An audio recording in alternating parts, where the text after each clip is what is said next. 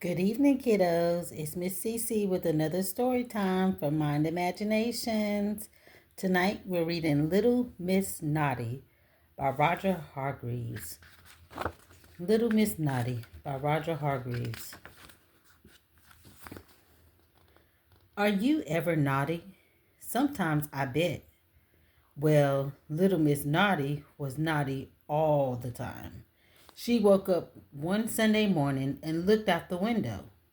Looks like a nice day, she said to herself. And then she grinned. Looks like a nice day for being naughty, she said, and rubbed her hands. That Sunday, Mr. Uppity was out for his morning stroll. Little Miss Naughty knocked his hat off his head and jumped on it. My hat, cried Mr. Uppity.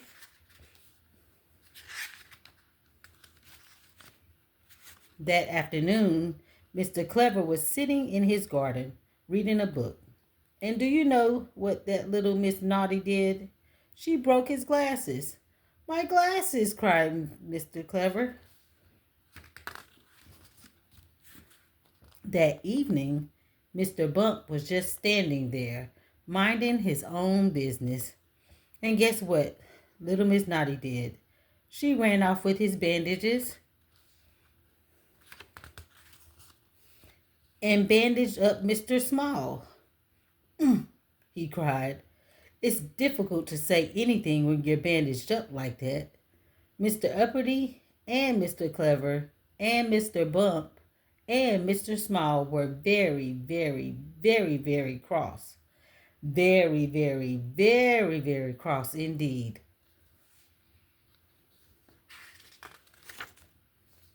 Oh, what a wonderful Sunday, giggled little Miss Naughty as she walked along. And it isn't even bedtime yet. First thing on Monday morning, the Mr. Men had a meeting. Something has to be done, announced Mr. Uppity. Something has to be done, announced Mr. Uppity, who managed to straighten out his hat. They all looked at Mr. Clever, who was wearing his spare pair of glasses. You're the cleverest, they said. What's to be done about little Miss Naughty? Mr. Clever thought. He cleared his throat and spoke. I have no idea, he said. I have, piped up Mr. Small.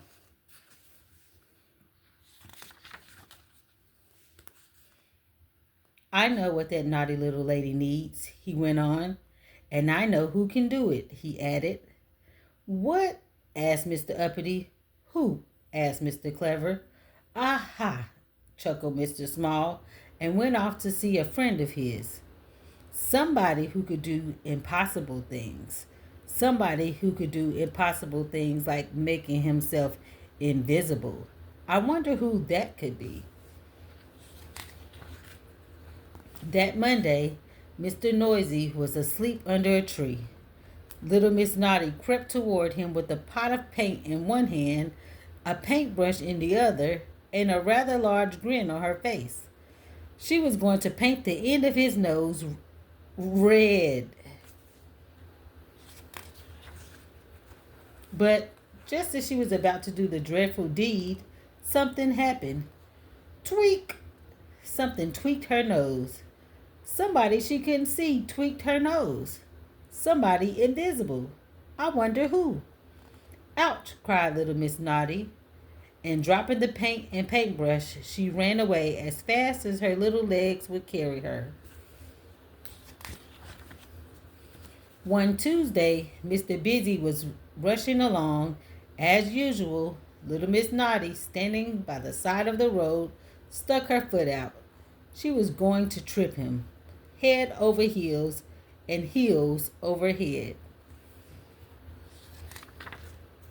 But just before she did, something happened. Tweak! The invisible nose tweaker had struck again, and it hurt. Ouch! Cried little Miss Naughty, and ran away even faster than her little legs would carry her. On Wednesday, Mr. Happy was at home. watching television. Outside, little Miss Naughty picked up a stone. She was going to break his window. Naughty girl.